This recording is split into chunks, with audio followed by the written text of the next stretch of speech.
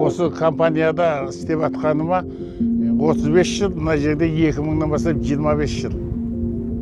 Мамандық таңдаған жағдайым өз бала кезімнен осы мәселе жөніндегі көлікке құмар едім. Соны қызығып, сол қызықшылығым мені осы жерге жетелеп, осы жерде қазір істеп атқаныма жаңа айттым 25 жыл болды осы жерде. Үйіп өзің мамандығыңа келгеннен кейін бұл жерді өзің жақсы көріп, жаңағы слесарь болып сүйіспегеннен кейін бұл жердің жұмысына өзің қызықшылық танытып, жақсылап өзің ынта-шынтаңмен істегің келеді.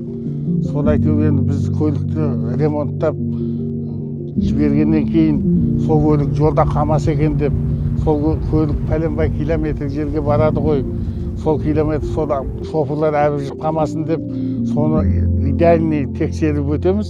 Астында қай жері босап тұр, қай жері ақау бар, соның бәрін тексеріп, майлайтын жерін майлап, содан кейін доңғалақтарын көріп, жарылғаны болса шешіп алып, ішінен жамайды, латкімен жамалады, болмаса шұны тығылады.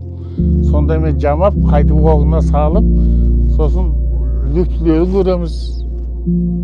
Пациенттері аман ба, люфтісі бар ма, соның бәрін тексеріп, сосын сапарына шығарып саламыз. Уақытылы барып, уақытылы келу керек ода. Оның да бала-шағалар күтіп отыр үйінде. Өзіміз сияқты. Еңбек ақымыз уақытылы, квартальный бәрін беріп тұр. Ешқандай неміз жоқ, ренжісіміз жоқ компанияға.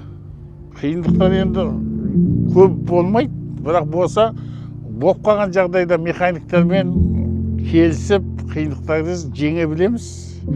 Ұстанымыз енді өтірік айтпау, шындықпен Қазақстанға шамалы болса да үлесімізді қосайық деп, осы қара жұмыс істестік еңбек жолын осымен келешек ұрпаққа осындай немен бірінен біріне дәстүр ретінде жалғастыруға сол ұстаным, сол балдар адалдық, өз нанын өзі тауып жесе деген еңбекті қорлық болса екен деген ұстаным сол.